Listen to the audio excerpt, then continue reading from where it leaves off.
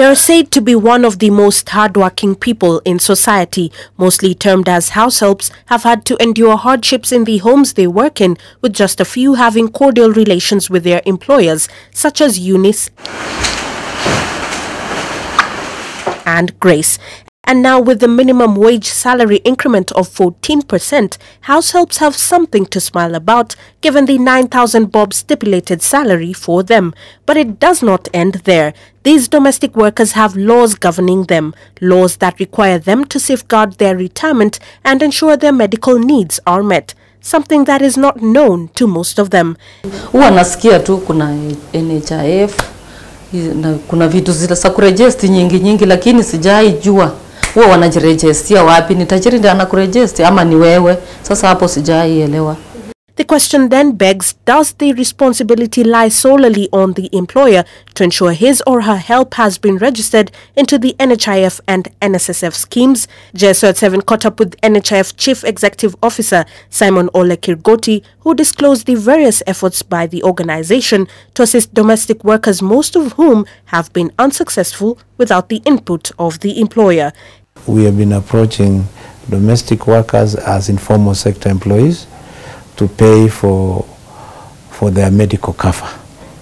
But most of the reasons they give is that we earn so little that if we have to pay NHIF and we don't know the benefits, we will suffer more.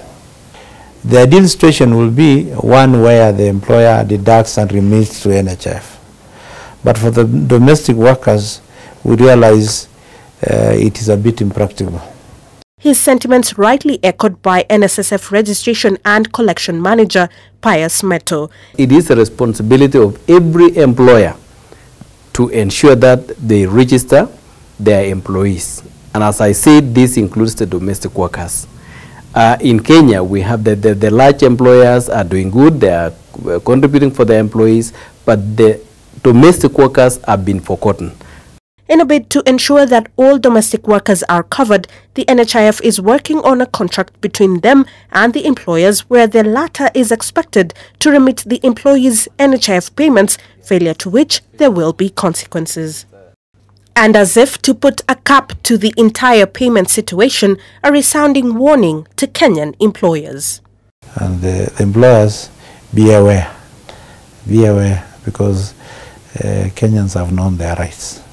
The relationship between an employer and an employee varies in different homes, but what we do know is that the domestic worker has rights, and you as the employer have to make sure that these rights are met. Reporting for JSO at 7, I am Melline Myendo.